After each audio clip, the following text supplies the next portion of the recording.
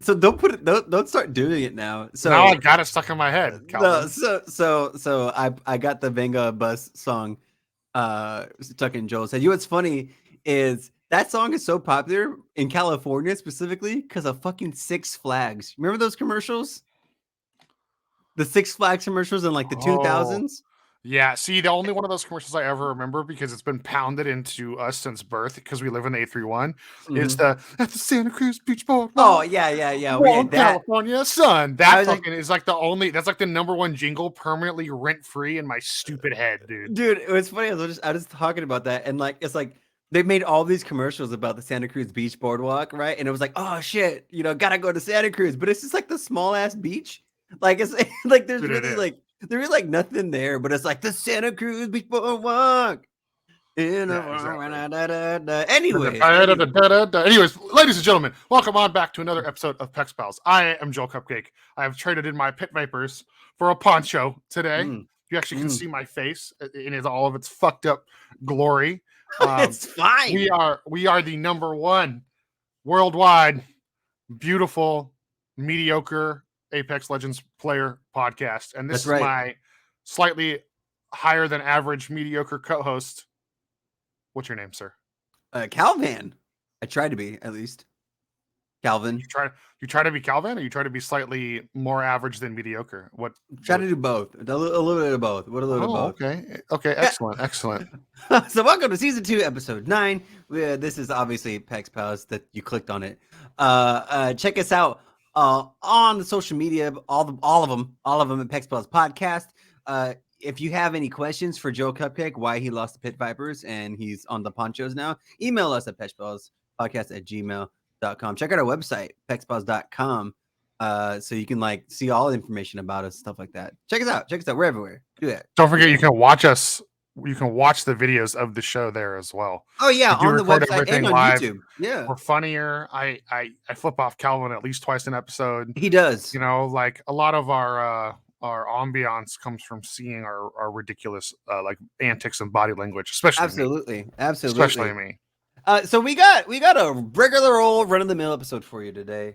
Not a lot of stuff has been happening, but also we're still living in the graces of just the new recent release with Crypto's Heirloom, stuff like that, which is really sick. The animation just pulling it out is so cool. How it just like clips together, dude. Cool. It's just so I cool. Love it. I've seen a lot of the hate on like, oh, it's like a Nerf lightsaber, and I'm like, okay, so what kid didn't love Nerf or Star Wars? So exactly. How is that analogy a fucking terrible thing? People just got to be contrary, dude. People just got to be contrary. I hate it. But screw the haters. I want to know, Joe Cupcake, what is your weapon of the week?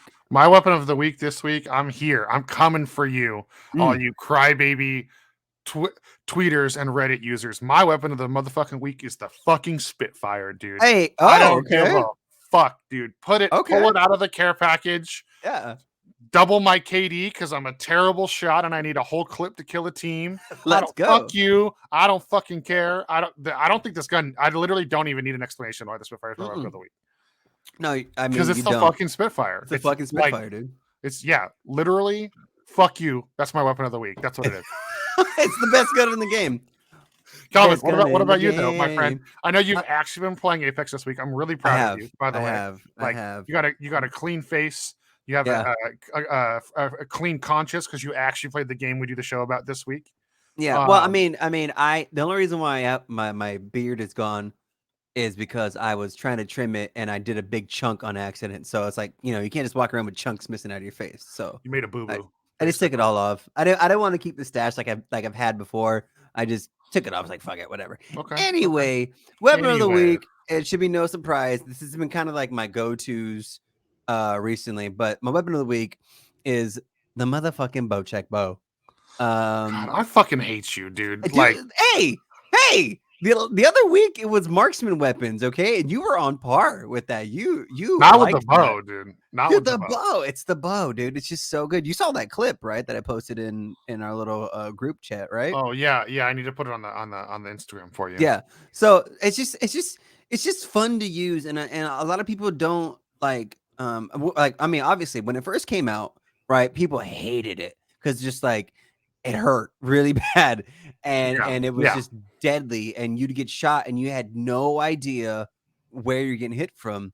But it kind of like tapered off. A lot of people just kind of, I don't know, like the hype of it being new was dead, and so people just kind of stopped using it. But it just rips, man. You put a 3 times on that thing, dude, like you just zoom in on somebody and just wreck them, man. Like I don't know, there's something about the bow that I just find to be fun. I mean, marksman and sniper rifles just in general, like every shooter game that I play, I generally use mid to long range weapons because I like, I like just doing a huge chunk of damage to people like with one shot. I do like my close range fights, but the long range fights are, I don't know, I like them. I gotta sneeze. But yeah, I mean, I can't hate. That makes sense. Like the bow is quite possibly, other than the Kraber and the Wingman, like the best weapon for Kings Canyon. Oh yeah, dude, absolutely. Like, so I don't blame you. Like I'm just bitter because I don't like. I think the time, how you can pull it so it flies farther. Like it's almost like a charge. Yeah. But like let's not get into archery terms because I'm a little too high for that. Yeah. But like I think that needs to be a little longer. Because I mean, like, dude, like I can get, like, last night we were playing ranked and I got fried like way too quick with full purple shields, dude, by one of those things. Like, and I was like full running, sliding, like doing the little like wiggle in a circle thing to try to make it so it's hard to hit. And like I was playing Crypto, who doesn't have, he doesn't have a huge hitbox. He doesn't have the smallest, Right. And I was like, what, dude, how did this guy just like perfectly rail me? Literally all I had to do was slide into some cover. Like I turned and slid, and in the amount of time it took me, like he shot me once, and then I pushed sprint and slide, and then jumped in the air even, so it was like I wasn't like just a stationary target, and he just like destroyed me. Like with the bow? With the bow. See, that's what I'm saying. Like it's deceptively strong. Like people. Well, I'm agreeing with you. I know you are, and I'm just hammering it home. Fucking anyway. Anyway. It's funny, like, I don't know if any of you listeners are participating in it, but Joe and I like to go on Reddit, like Apex Legends, see just clips, and just from our social medias, since we like to associate with a lot of people who create content, people who play Apex Legends, we see a lot of clips and stuff like that, and there's been like a lot of stuff like happening, especially one in particular that it's kind of been known that you can do this, but not to this extent. Apparently, you can shoot Fuse's ult, right? The Motherload, and just in general, just by itself, if you shoot Fuse's ult and it blows up and it lands, it shoots a ring of fire, and in the middle of the ring of fire, you can highlight everyone that's inside of it. And so you're able to see, so the fires don't like block your vision, which is a much needed buff that they gave it after a while. But people found out that you can shoot things in the air, like Crypto's drone. You can shoot Crypto's drone, and it makes the circle much bigger, and you get a much bigger like fire, which means much bigger vision as long as the ult lasts. Yeah. But there's a clip, and it's been all over the internet. Someone shot. This one was good, dude. I was like, "What the?" I freaked out, bro. Somebody shot Fuse's ult at a dropship after someone got rezzed in. Someone dropped Fuse's ult at a dropship, and it made this massive circle, this huge circle that you could see like 1 billion people inside of. Like it was so amazing. I would have never. Like, was it the dropship or was it the fucking? I thought it was like one of the fresh ships flying in with all the loot on it. It was a dropship. Oh shit! It was a dropship.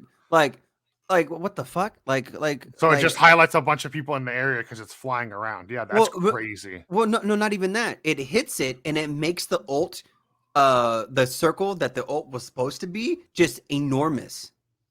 And so, so like you can run around and find all the flames, right? But it's a much larger circle than it would be if it didn't hit anything at all. Oh, that's so tight. Right? Like what the hell? Like.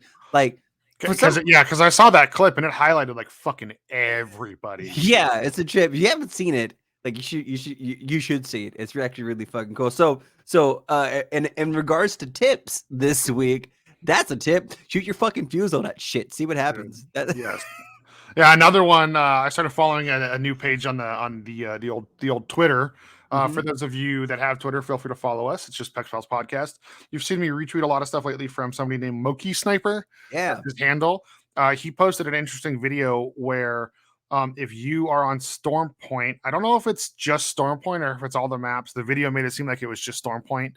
Okay. If you are in a Valkyrie ult, like so flying through the air. Yeah, if you're or launching or flying through the air and you get downed and recover, it won't when you ride the zip line, because there's only that one zip line on Storm Point in the back. Right.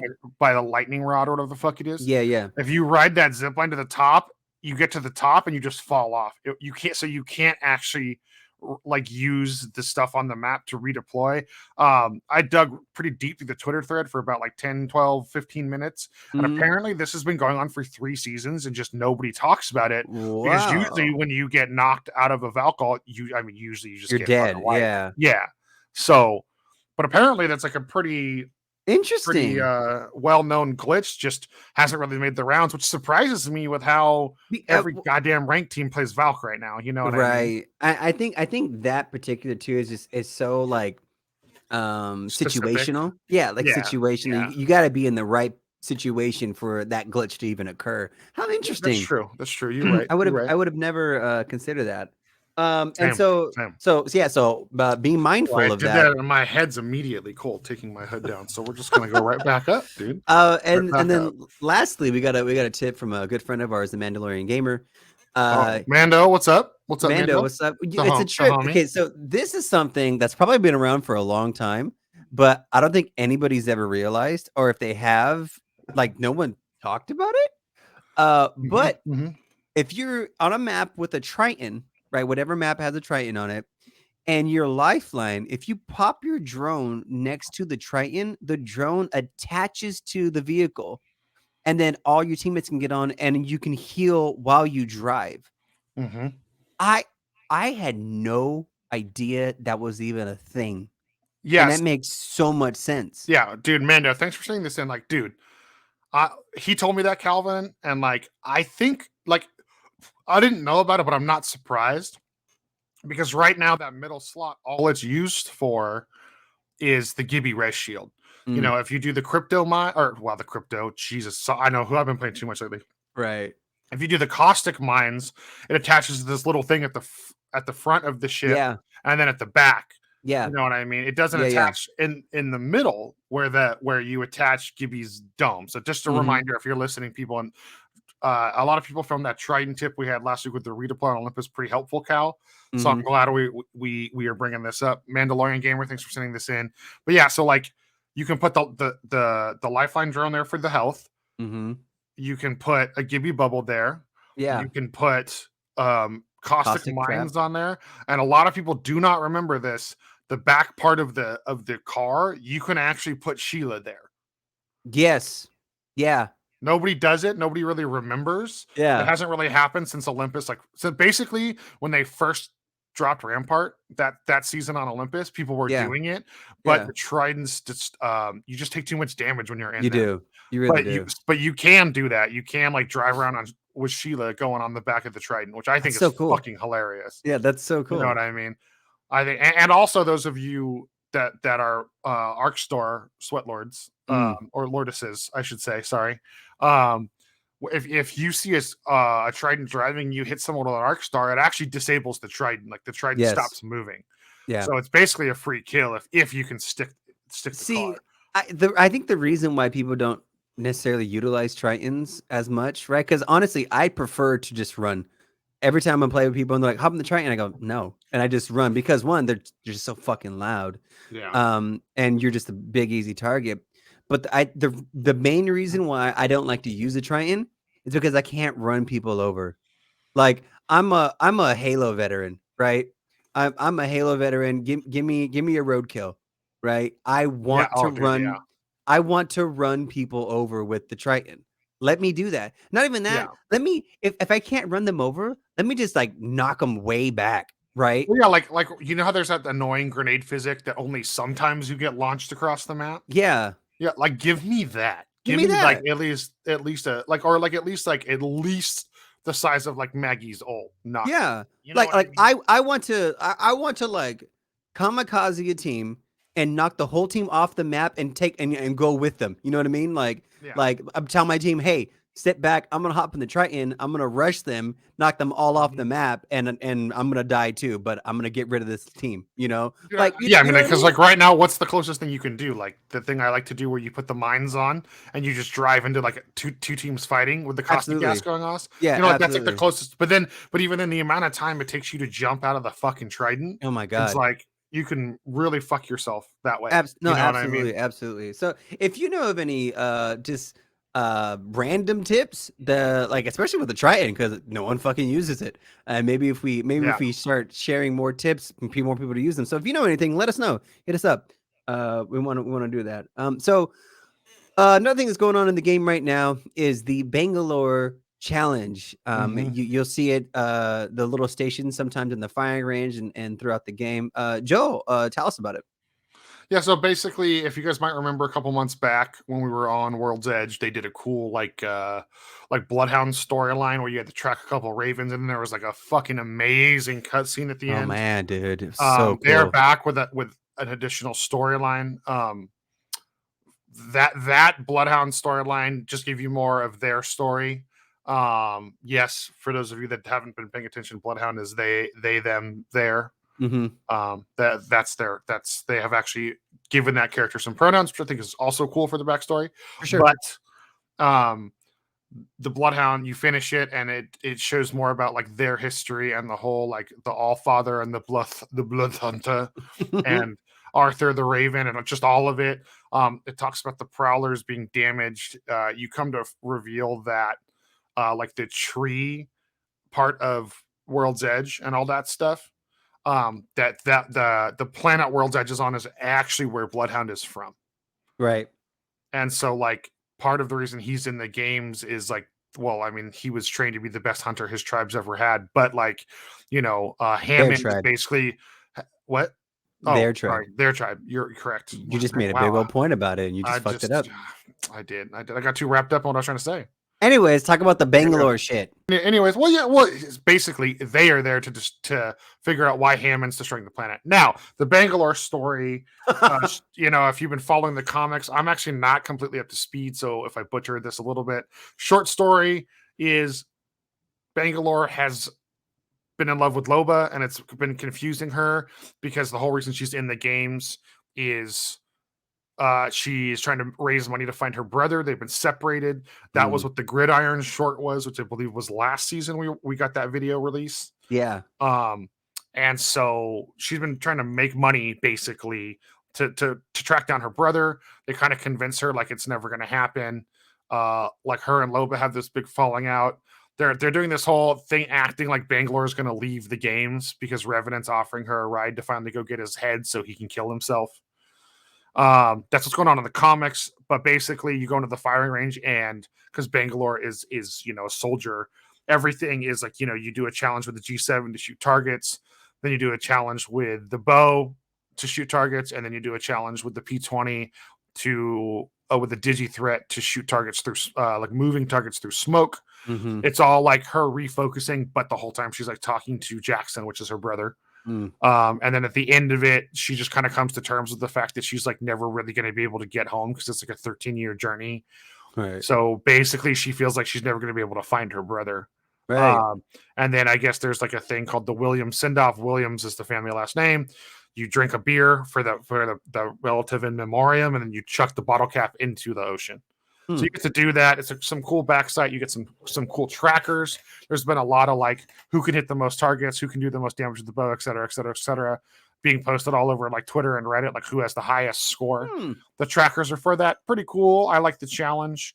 Some of you guys definitely exploited it. Guys and gals, I should say, exploited it because they had to disable Bloodhound on the firing range because people were like switching to Bloodhound. Oh, not fair. To like shoot the dummies through the smoke accurately. Yeah. But not the point. You get some cool trackers that adds to the BangaLORE story. I'm not sure where they're going with this because the new legend Newcastle is coming, and basically from everything we can see from the visual leaks of the character, he is Jackson. Oh, interesting. So it's like maybe he got brainwashed, maybe he returned home and rejoined the IMC, probably in an effort to find his sister. That's probably the storyline we're gonna get, I'm assuming, because they're looking for each other, But so we'll see where that lore goes. But it was another cool story. I'm liking that Apex has given us more for all the characters. I like that. Yeah, no, that's super cool. So yeah, I actually also do appreciate a lot of the added lore to the game, just because it makes it more, I don't know, interesting, more personal, right? You feel more invested. Based on this lore, Calvin, I actually have a theory, and if you guys listen to the earlier episodes of the show, Calvin and I also have a theory that their devs listen to the show. So I'm going to call something or give them a hint. There's changes coming to Stormpoint. Okay. That's the next map we're getting. It's not going out of rotation. I know everyone wishes, but it's not. But they are already changing the map. I'm predicting that with Newcastle coming and supposedly being Bangalore's brother, I think we're finally getting a Bangalore town takeover. She's one of the only OG characters that doesn't have one. Right. I actually think she is the only OG character that doesn't have I'm pretty sure. I have to look at my little Excel sheet that I was creating. Sheet, but I'm pretty sure she's the last one. But this area being like the ship that crashed is like, I mean, it's kind of like torn. Some people think it's like the ship Ash was imprisoned on. Some people think it's the ship that, Bangalore tried to escape in. Doesn't really matter. Who cares really at the end of the day. But either way, there's lore for both characters, so I wouldn't be surprised if eventually both characters get a town takeover on Stormpoint. So, that's awesome. where we're at. Cool. Switching gears here. Speaking of maps that are changing and updates and stuff like that. There's a lot of I guess I want to say like a lot of frustration with the map rotations when it comes to ranked. And currently, what's the current ranked map? It's Kings Canyon. Kings Canyon. Okay, so currently Kings Canyon is the ranked map, and a lot of people have a lot of issues with it. Joe, what's some of the things that people have been saying? Well, I think the number one argument is just that like it's just third party central. Because the way the fighting echoes through the canyons and whatnot. It's one of the few maps where the water sound effects actually work correctly. So if you can catch someone like in the rivers, you know that they're below you. Yeah. I think the main point, and we touched on this, I don't know how many episodes ago. Basically, when they dropped Stormpoint, the devs admitted that like they built Stormpoint where it's kind of like how they did with Olympus this last time. You can pick and pull the pieces. So the map is easy to evolve and change. Kings Canyon was our OG map for a reason. This game was completely different 3 years ago when it came out. So Kings Canyon is not built for ranked. There's so many open spaces. If you are a Wingman Kraber sniper god, or bow, as I mentioned earlier, like Kings Canyon is extremely unfair for the teams you're playing against. The downhill slides don't have as much cover as they should. Like, I mean, if you just played that map and then immediately go play New Olympus, you would probably be frustrated if you understand like terrain and cover and like strategy playing in game. Right. Right. No, but I think the face value issue is the devs themselves saying the map wasn't built for ranked. Yeah. See, and then in a player base, it's like weird. Like a lot of people have been complaining, and within the last week, I've noticed like Nice Wig and Hal and a few of the boys have actually said like, you know what, like this game is actually like the people that are frustrated with this season of ranked because there's quote too many preds or it's too easy. They're all liking this map because it's much easier to contain the fighting. Yeah, you know what I mean. So on one side, you have the pro players actually love the map, and I think it's all of us mediocre players that are like, yo, this kind of sucks. Like, and also the game has changed. Like just Nick Merckx alone playing the game full time has brought, I would say, an influx of at least probably like 20 to 30,000 people. Right. Absolutely. Like I don't want to give that man too much credit, but for sure he's brought a lot of gamers. A lot of people. The ALGS is good. Like the game, like less and less people are playing Warzone. Fortnite. People are realizing that Fortnite is doing what they're doing to try to compete. So, I think what's going on is just like we're finally to the point where the game, the game can afford to piss off the people that have been here for 3 years because Apex isn't going anywhere. They announced last statement that like the game is they make $1 billion a year off the game. Yeah. So it's not going anywhere. Yeah. So I think people who complain about ranked should not, because it's ranked for a reason, right? Like the reason why there's a ranking system is to showcase the people who can exploit the mechanics of a rank system better than the other people, right? Whether that be, weapon choice, character choice, or map, right? And so people are like, oh, even the devs, like, it's not built for rank. Well, no, everything is built for ranked. Everything is built for ranked because there are people who are going to be better at doing something than the other people. That's fair. You know what I mean? Like, that's a good way to say it, Cal. Thank you. Right. Like, well, I mean, and that's my why brain couldn't get there, and that's why they have. That's why they have, competitions for everything, like a fucking spelling bee. There are people who are better at spelling words than other people, right? And you should words weren't meant to be ranked, but that's stupid, right? Like anything can be ranked. Like there's contortionist competitions, you know what I mean? And so it's like, dancing competitions, and so it's like to people, for people to complain about ranked at all, don't play ranked then. Yeah, seriously. And so whether a map is designed for ranked or not it's kind of like a moot point, right? Yeah, because you're not really saying anything, because a map is a map, and then how you play it is just based on how you play it.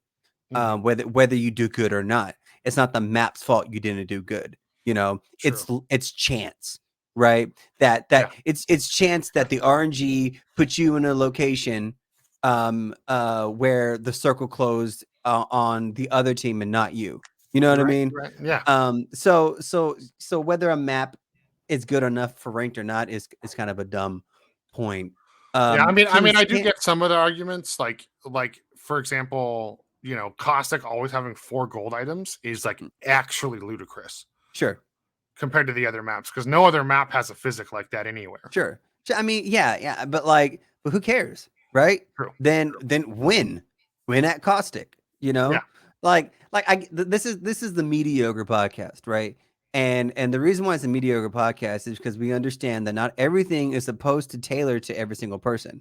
And so if you're just getting got in the face while you're sliding down the fucking, what the fuck are you doing sliding down the hill? You know what I mean? Like, rotate better. Yeah. Rotate better. Like I understand, like I'm not the best fucking player, but if I get got, then I'm just like, fuck, I got got.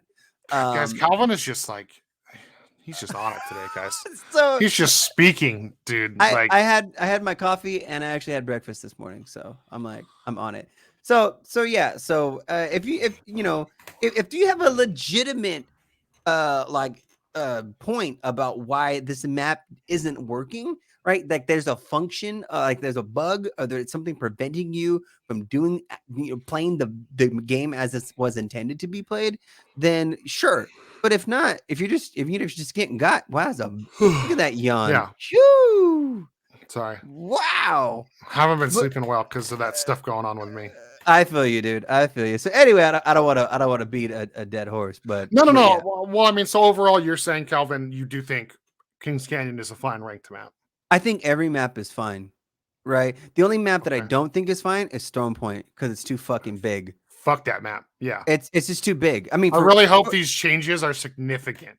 Right. So I don't want just a town takeover. I want significant changes. For pubs, it's fine because who gives a shit? It's just pubs. For ranked, it's too fucking big because you spend the whole game not seeing anybody, and then you get fucking got by some team that you didn't even know was in the vicinity of you, and then you're just like, well, I just spent 20 fucking minutes and I died at rank 12. You know what I mean? Yeah, exactly. And so our place 12, and so it's just like.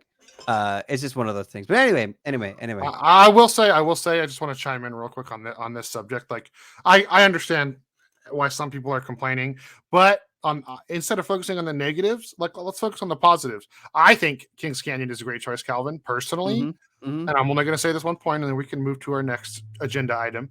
Is that Kings Canyon is the best map to force people to actually use strategy. And we talk about this a lot on the show. I truly believe in my soul the reason Apex as a BR, the reason you have abilities is because you have to play to those abilities. You have to use strategy. I've talked a lot when we talk about rank about how I like Apex rank because you can get farther by just being smart. Yeah. And so now, right now, you can get a little too far. We already talked about that. I do think they're due to change the rank system a little bit, the point gain. But I think Kings Canyon is the number one map where you really have to fucking pay attention to where you are, where other teams are, like where the fucking map's closing, where the fucking jump towers are. You have to listen to see when people are blowing up fucking vaults. You have to pay attention to if somebody dropped caustic. You have to pay attention to if someone's scanning you from map room and has all the immediate data. You know what I mean? Like, you really got to know your POIs and stuff. Like, so in that regard, it is a smart choice. Sure. Okay. So, changing subjects here, and this is something that a lot of people like to do, like fantasy idea games or fantasy picks or whatever the hell. There's always a lot of talk about what weapons should come in and out of the loot crate, and we're talking about the special weapons crates that land throughout the care package guns, and currently the guns are what? The fucking Volt, right? The Volt, the G7, the 3030, the Spitfire, and the Kraber, right? G7, not the 3030. Oh, I'm sorry. The Volt, the Spitfire, the G7 Scout, and the Kraber are currently the weapons that are in the care package. For those of you who are new to Apex Legends, the care package guns are just a little bit more buffed than the other guns. The Kraber is the best gun in the game. It's a one-shot, a headshot for any armor type. But the other guns are just buffed versions of their ground loot selves. But people like to talk about, over the last, 3 years, some weapons have been in and out of it, given certain buffs and stuff like that. And there's always been talks and a lot of controversy about what guns should go in and what guns should come out. And so currently there's a little water cooler talk about what the next gun that should be that goes into the care package. And a lot of people have been saying the Wingman. Joe, how do you feel about the Wingman? Yo, put that fucking thing in the box. Like, just let's go. Let's go. Wingman in the box. Actually, honestly, I'm not gonna say Spitfire. Give me my G7 back, dude. I miss that thing. To be honest, I agree with that. I really do. I think with the way the game is played, where there's so many like consistent, especially with Kings Canyon and then now next season we got Storm Point. I think the medium range engagements are important, and I think that there is no gun stronger medium range than the G7. Maybe the bow, but I don't use that fucking gun, so I can go get fucked. So I'm gonna say the G7. But like, give me the G7 back. I mean, fuck, give me the Volt back, dude. I used the Volt last night in a game at Final Circle. Everybody was red armor. I actually ended up with double Volts. It's not that much more powerful than it was when it was on the ground. It really is. So I think it's wasted. I think it's a wasted slot. Everybody loves that weapon. It's a great weapon. Everyone loves that weapon. So bring it out. Put the Wingman away. You have this infernal debate over aim assist versus mouse and key. You have all this shit. Like, you have people that are paid millions of dollars a year to play this game tweeting, okay, I plugged a controller into my computer and used a Wingman, and I see that this is legitimately too easy. Right. Okay. So now the debate is no longer just aim assist versus mouse and key. I'm seeing people that play arenas, people that play ranked, people that play pubs, and it's just like, oh, I'm tired of these 3 stacks with the Wingman. Maybe it's time to change that gun up. Like, they already put the R99 in the care package. Yes, people freaked out. Yeah, but they did. That gun, the time that was put in, that was the number one used weapon, leaps and bounds by far in Apex. Right. So fucking who cares? I think you should put the Wingman in there. Yeah. No, I kind of agree with the sentiment, and that's kind of why I mentioned a couple episodes ago they should nerf the Wingman.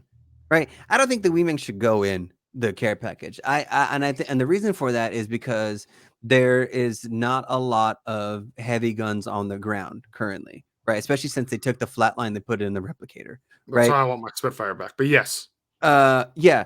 And so So I think what they should do with the Wingman is just fucking nerf it. Like I said, like there's no reason for it to do 45 to the body. There's no reason for it to do 98 to the head. There's no reason for it because it's the only gun in its class. There's no other revolver, right? And the only other handguns, quote unquote handguns, are the Mozambique, which is a shotgun, so that kind of makes sense, right? But it only does its best when it has the hammer points on it, right?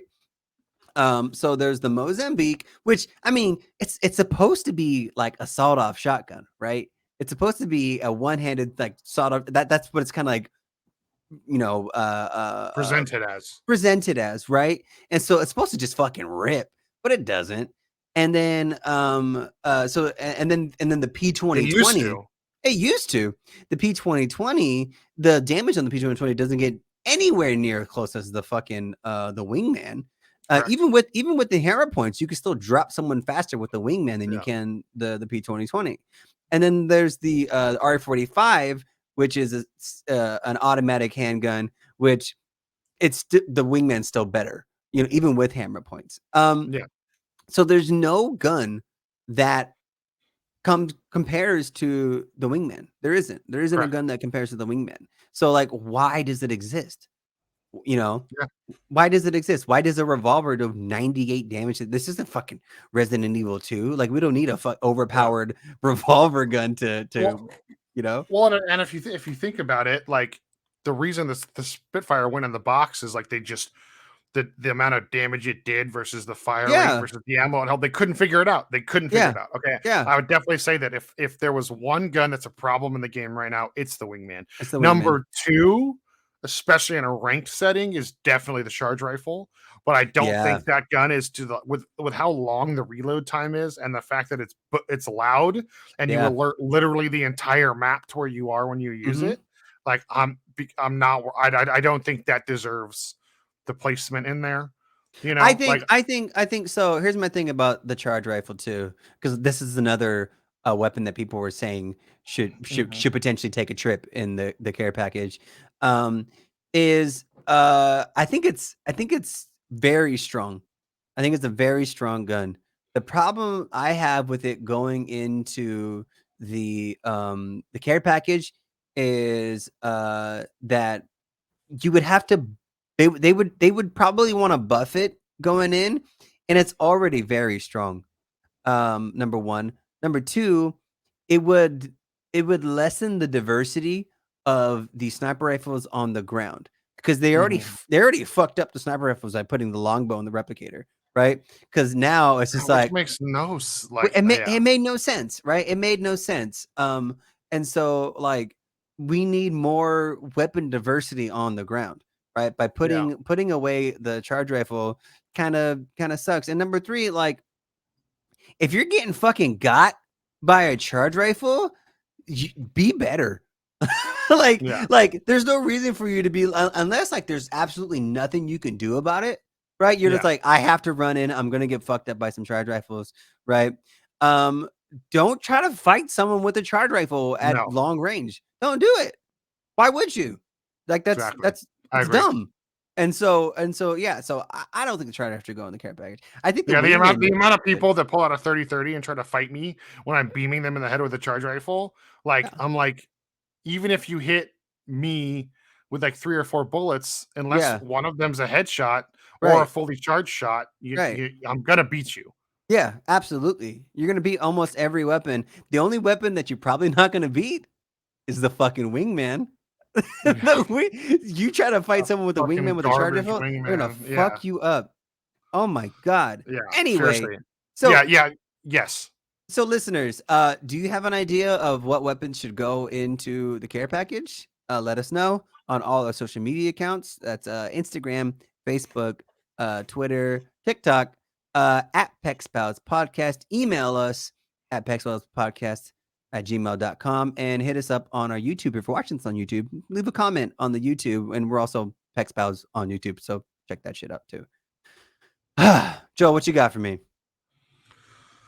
Calvin, I'm enjoying letting you talk about this episode. You know, You're enjoying me talking? I can keep going. Yeah, like everybody, I got some life stuff going on, some health issues, so I've been taking a little bit more CBD than normal. So just like the vibe's a little more mellow today. Like, and I'm just, I love it.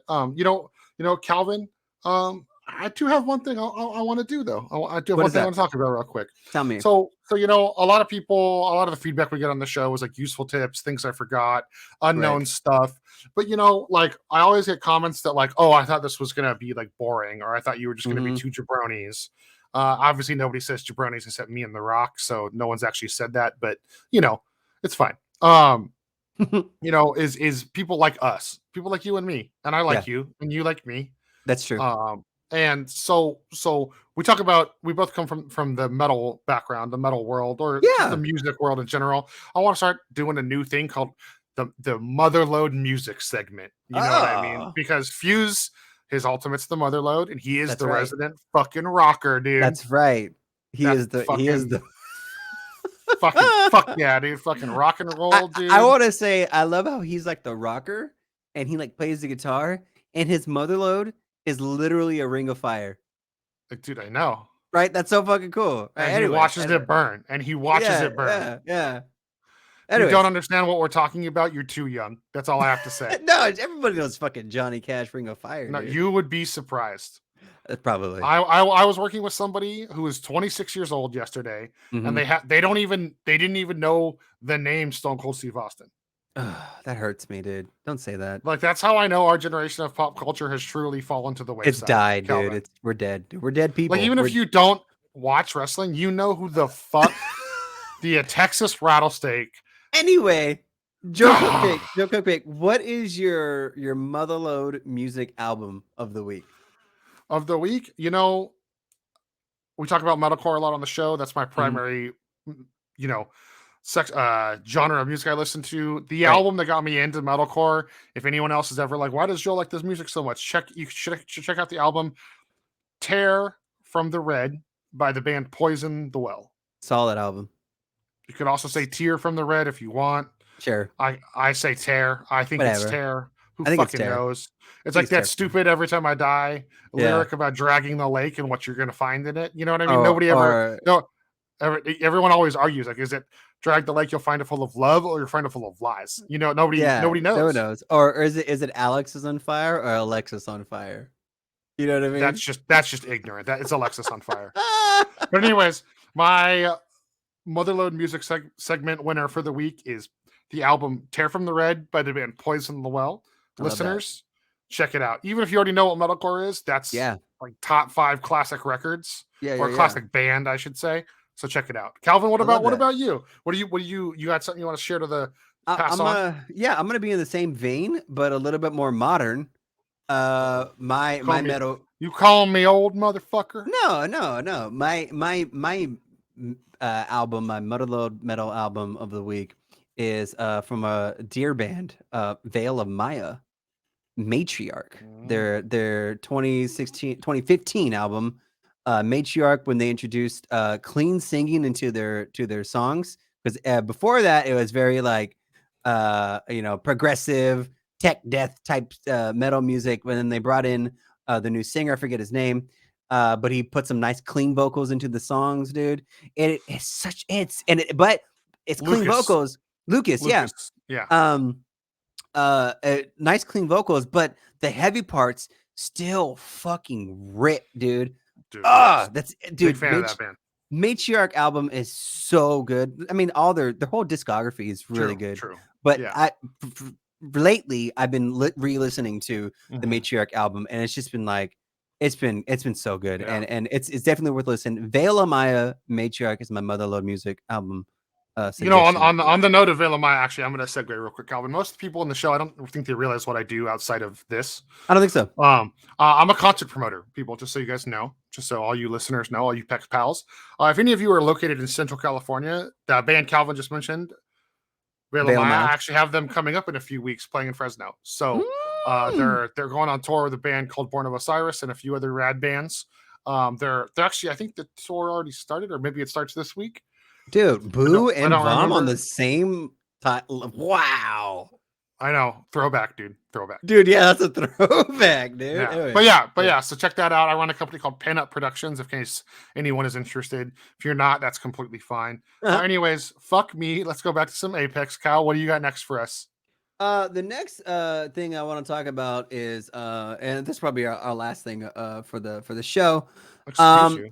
Is something that a lot of people are kind of bringing up because there's been a lot of changes, right? We've introduced new characters, we've introduced new game mechanics. We're picking from certain characters, giving it to other characters. We're improving other characters. Like when Seer came out, everyone was like, "What's the point of Bloodhound?" Right? And they gave Seer some nerfs. They're bringing just a bunch of different things to try to mix the game up. But through all that process, we're losing things. Yeah. And we're losing things that people really liked and what kind of made the characters, right?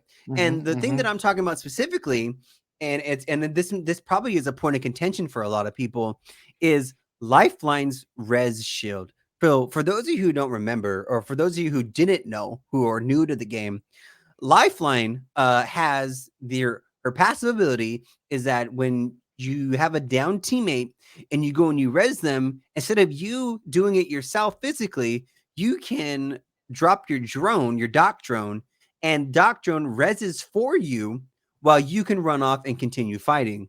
And it's a great mechanic because it keeps the pressure on the team trying to push you after they get a knock on your team. And you don't lose two people in a fight. You just lose one. It's a very good perk. It's still very good in the game.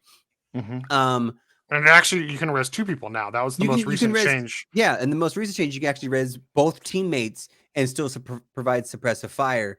But along the way, prior to this, Lifeline used to be able to do this, and Doc also put up a protective shield around you so that not only did you get auto-resed, but you had a shield around you so the teammate or enemies couldn't shoot you while you were being res. It was almost a guaranteed res, right? It took a little bit more effort to get the full kill, but you could do it. And the reason why it was taken out is a lot of people complained about it because it stagnated gameplay, because if every team had a lifeline, and if you didn't drop the lifeline, that person that you did knock was going to get back up. But and it made a lot of like unfairly hyper aggressive teams because they have no fear. Exactly. Because you can just push and res and push. Push and res, right? And so but now there's a lot more characters in the game, and there's a lot of solid counters to Lifeline's to Lifeline's shield res or shield or whatever, or just Lifeline's res in general, right? And if you and so my point that I'm trying to make, or the topic that I want to talk about, should Lifeline's Res Shield come back? And my first, I guess, point to that is we got Maggie now, right? Maggie's tactical is the little drill. I don't know what the fuck it's called. The little riot drill, and which attaches to walls and shoots through the other side. And so if you're getting res with a Lifeline shield, Maggie can counter that, right? Instant counter. Fuses, knuckle clusters don't really do that much damage like that. I think they should. But that's still kind of like a counter, right? Because you can fuse it, you can do stuff like that. I think if they did bring it back, Crypto's drone EMP should disable it. I think Maggie's ultimate, I don't know what the fuck it's called, it could counter it. Like her fucking ball. Her ball. Her wrecking ball. That's what it is. Yeah. And like there should be there should always be a counter to something in the game, right? There should always be a counter to something in the game. And I think now we have sufficient counters to Lifeline's Res Shield if it comes back. What do you think, Joe? Well, I think first and foremost, we've talked about this on the show before. Please go back and check out our old episodes if you haven't. Calvin and I have definitely had many arguments and discussions about Lifeline and Loba both being the only medic characters and actually needing a rework. Right. So I do agree that they need this. I think her shield should come back in some capacity. Maybe so if we go real back, I think it was season 3, Lifeline used to not have the drone res. Okay. Lifeline used to, she would res someone 25% faster than everybody else, including Gibby. Right. But the shield protected her while she was resing. I think that would be a fair mechanic to return because it takes her out of the fight, but they're still protected doing the res. Does that make sense? Yeah. I think you just revert that passive back. The healing bonus was on Gibby's bubble and her passive, and then it got removed from both. Yeah. So like she is the healer, so why not give it back to her? You know what I mean? Yeah. So I think as far as a pre-existing game physic goes, we could just revert that. To answer your base question, like I think they needed to fucking do something to fix Lifeline, like for sure. They do. So I do think that's great. I saw another great suggestion on Twitter. I wish I remembered the person's name. I should have written it down. They were suggesting that when the Lifeline care package drops, not only is the care package basically a drone that heals that has health kind of similar to Watson's pylon. Yeah. But also, instead of it being 3 slots of supplies, one of the slots is actually a crafter. So you can craft bats. That's cool. And I was like, I don't know, but with how many people love the flatline, that you would instantly see a jump in Lifeline pick rate with that. That's true. So I think she should get her shield back. You're right. Maggie can mess it up. Ash, especially her ult, she can teleport into and through Gibby bubbles. Oh yeah. So she would be able to just push right through.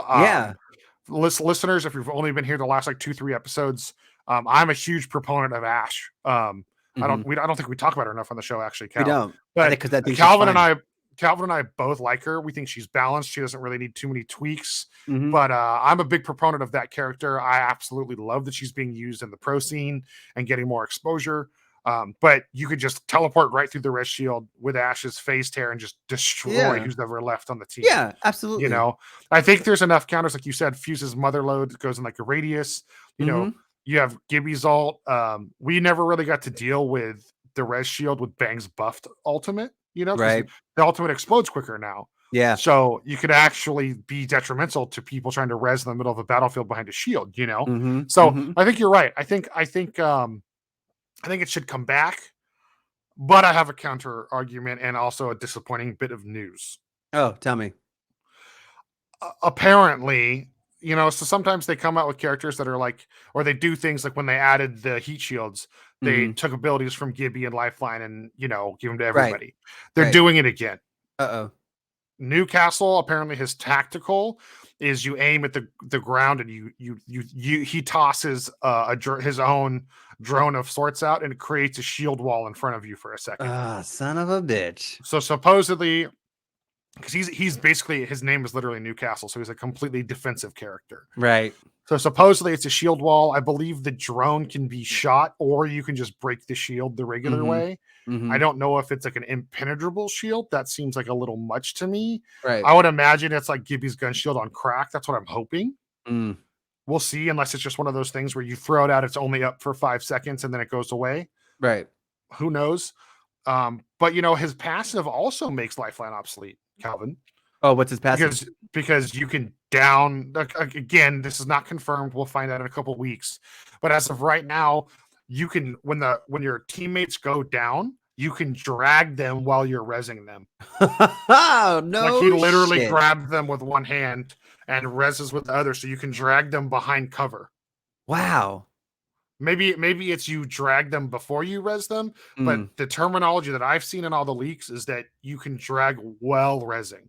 That's a trip. And then, which seems completely ass backwards to me, is seeing his ultimate is still that like slam down makes like a big T section of wall for you to hide behind. Yeah. So like not only can he make the cover, he can then drag you behind other cover if you're downed. Yeah. And he can give an impenetrable shield wall for you to get some heals off. Yeah, that's crazy.